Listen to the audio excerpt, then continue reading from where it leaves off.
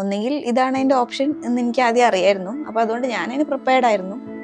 എനിക്കത് വലിയ ഒരു ചലഞ്ചിങ് ആയിട്ടുള്ള കാര്യമായിട്ടൊന്നും തോന്നിയില്ല. പക്ഷേ ഇതിലേറ്റവും ഫണ്ണായിട്ടുള്ള കാര്യം എന്താണെന്ന് വെച്ചാൽ ആക്ച്വലി ഒരു ഇഞ്ചക്ഷൻ എടുക്കാൻ പോലും പേടിയുള്ള ആളായിരുന്നു ഞാൻ.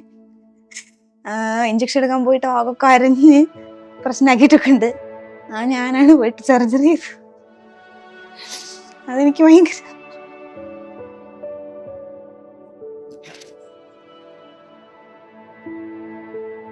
ഓരോ വ്യക്തികളുടെയും ജീവിതത്തിൽ നമുക്ക് പല സമയങ്ങളിൽ നമ്മൾക്ക് ഒരുപാട് മാറ്റങ്ങൾ വരും. ചില ആളുകൾ പറയും ഒരു സെക്കൻഡ് നേരം കൊണ്ട് അയാളുടെ ജീവിതത്തിൽ ഒരുപാട് മാറ്റം വന്നു എന്നൊക്കെ പറയുന്നത് പോലെ ഒരു മഴക്കാലത്താണ് എൻ്റെ സർജറി ഉണ്ടായത്. ഞാൻ ഒരു LIC ഏജൻ്റായിട്ട് ഇങ്ങനെ വർക്ക് ചെയ്തിരുന്ന ഒരാളാണ്. അങ്ങനെ 2024 ജനുവരി മാസത്തിൽ ഞാൻ ഉപയോഗിക്കുന്ന ബൈക്കിൻ്റെ കാലിമ്പിലൊന്ന് ചെറുതായിട്ടൊന്ന് വീണു. പിന്നെ നീര് വരുന്നുണ്ട്. ആ നീര് വരുന്നത് പിന്നീട് നമുക്കത് പോകുന്നില്ല. ആ പോവാതിരുന്നപ്പോഴാണ് ഞാൻ ബേബി മെമ്മോറിയൽ ഹോസ്പിറ്റലിൽ ഇടയ്ക്കിടയ്ക്ക് പോകുന്ന ഒരാളാണ്, എന്തെങ്കിലും ആവശ്യത്തിനൊക്കെ പോകുന്ന ഒരാളാണ്. അതിനുശേഷം നമ്മൾ ഡോക്ടറെ കണ്ട് സ്കാൻ ചെയ്യുന്നു. ആ സ്കാൻ ചെയ്ത് സ്കാനിങ് റിപ്പോർട്ട് കിട്ടുന്നതോട് കൂടിയിട്ടാണ് നമ്മുടെ ജീവിതത്തിൽ ഒരു മാറ്റം ഉണ്ടാവുന്നത്. റിസൾട്ട് വന്നപ്പോഴാണ് നോൺ ആൽക്കഹോളിക് സിറോസിസ് ആണെന്ന് അറിഞ്ഞത്. ആ സമയത്ത് ഞാൻ PG ഫൈനൽ ഇയർ പഠിക്കുകയായിരുന്നു. ഞാൻ MSc ബോട്ടണിയാണ് ചെയ്തത്. പിന്നീട് അത് കാര്യമായിട്ടുള്ള സംസാരത്തിലെത്തിയപ്പോഴാണ് മൂത്ത മകൾ ഇങ്ങനെ കരൾ തരാം, നമുക്ക് ചെയ്യാം എന്നുള്ളൊരു അവസ്ഥയിലേക്ക് വരുന്നത്. പിന്നീട് അതിനനുസരിച്ച ട്രീറ്റ്മെൻറ്റിലേക്കും മറ്റുള്ള പരിശോധനകൾക്കൊക്കെ നമ്മൾ പോകുന്നതും അതുകൊണ്ട്.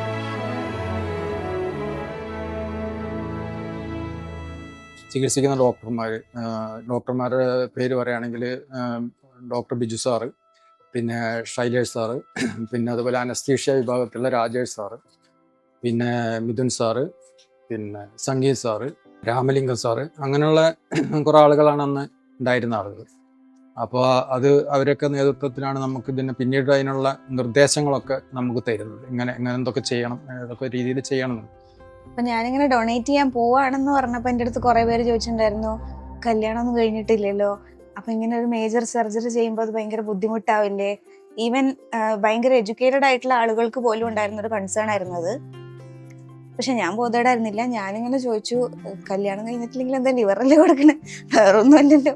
കല്യാണം കഴിയുന്നത് ഇതിനൊരു മാനദണ്ഡമല്ലല്ലോ, ഒരു ക്രൈറ്റീരിയ അല്ലല്ലോ. മകളുടെ കല്യാണം ഒരു 1.5 വർഷത്തിന് ശേഷം അടുത്ത ദിവസം കഴിഞ്ഞു. യാതൊരു കുഴപ്പങ്ങളൊന്നുമില്ല. തരുന്ന ആൾക്കും സ്വീകരിക്കുന്ന ആൾക്കും വലിയ പ്രശ്നമില്ല. കാരണം ഇതിന് നമ്മൾ ഏറ്റവും കൂടുതൽ ശ്രദ്ധിക്കേണ്ട ഒരു കാര്യം, നമ്മൾ പേടി എന്ന് പറയുന്ന ഒരു സംഭവം മാറ്റി നിർത്തുക എന്നുള്ളതാണ്. നോർമലി ബിഫോർ ഓപ്പറേഷൻ എങ്ങനെയായിരുന്നു, ബിഫോർ സർജറി എങ്ങനെയായിരുന്നോ ലൈഫ് പോയിരുന്നത്, അതുപോലെ തന്നെയാണ് ഇപ്പോഴും പോണത്. സർജറി നടന്നതിന് ശേഷം നമ്മൾ അവിടെ ICUയിൽ കിടക്കുന്നു. അപ്പോൾ ICUയിലൊക്കെ കിടക്കുമ്പോഴും എവിടെയാണെങ്കിലും നമുക്ക് എവിടുന്നും കിട്ടുന്ന സപ്പോർട്ടുകളാണ് നമുക്ക് ഏറ്റവും കൂടുതൽ മുന്നോട്ട് പോകാനുള്ള ഒരു ധൈര്യം തരുന്നത്. അങ്ങനെ ICUയിൽ കിടക്കുമ്പോൾ നമ്മൾക്ക് അവിടെ നിന്ന് അന്നത്തെ സിസ്റ്റർമായിട്ടുള്ള റെജീന എന്ന് പറഞ്ഞിട്ടുള്ള ഒരു സിസ്റ്ററുടെ കീഴിലുള്ള കുറേ സിസ്റ്റർമാർ, അത് കഴിഞ്ഞ് നമുക്ക് 9 ദിവസത്തിന് ശേഷമാണ് ഞാൻ റൂമിലേക്ക് മാറുന്നത്. റൂമിലേക്ക് മാറിയപ്പോൾ അവിടെ വന്ന സമയത്താണെങ്കിലും അവിടെയുള്ള സിസ്റ്റർമാർ, അവിടുത്തെ മെയിൻ സിസ്റ്ററായിട്ടുള്ള അൽഫോൺസ എന്ന് പറയുന്ന സിസ്റ്റർ, ട്രാൻസ്പ്ലാന്റിന് കോർഡിനേഷൻ നടത്തിയത് നമ്മളെ നിതിനായിരുന്നു.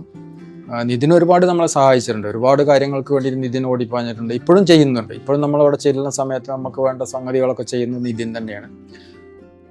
ഞാൻ സർജറി കഴിഞ്ഞ് 3 ദിവസം കഴിഞ്ഞപ്പോഴേക്ക് തന്നെ നടക്കാൻ തുടങ്ങി.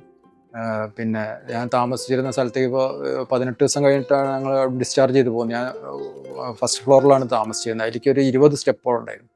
ആ 20 സ്റ്റെപ്പോളം ഞാൻ നടന്നിട്ടാണ് കയറിയത്. അപ്പോൾ അതിലൊന്നും വലിയ പ്രശ്നങ്ങളില്ല. പിന്നെ വേദന എന്ന് പറയുന്ന ഒരു സാധനം നമ്മൾ അറിയേയില്ല. അതാണ് ഈ സർജറിയുടെ പ്രത്യേകത. നമ്മളൊരു ഉറുമ്പ് കടിച്ചാൽ ഉണ്ടാവുന്ന ഒരു വേദന പോലും നമ്മൾ ഈ സർജറി കഴിഞ്ഞിട്ട് ഇത്രയും കാലം വരെ ഉണ്ടായിട്ടില്ല. അതാണ്. അല്ലാതെ ഇതിൽ അങ്ങനെ പേടിക്കേണ്ട യാതൊരു കാര്യമില്ല. കഴിയുന്നതും അങ്ങനെയുള്ള അസുഖങ്ങൾ കണ്ടെത്തി കഴിഞ്ഞാൽ കൂടുതലാവുന്നതിന് മുന്നേ നമ്മളത് മാറ്റിവെക്കേണ്ട കേസുകളാണെങ്കിൽ അത് മാറ്റിവെക്കാൻ ഡോക്ടറുടെ നിർദ്ദേശം കിട്ടിയാൽ അതിനുള്ള സംവിധാനങ്ങൾ ചെയ്യുക എന്നുള്ളതാണ് ഇതിൽ ഏറ്റവും വലിയൊരു പ്രധാനപ്പെട്ടൊരു ഘടകമായിട്ട് ഞാൻ കണ്ടിട്ടുള്ളത്.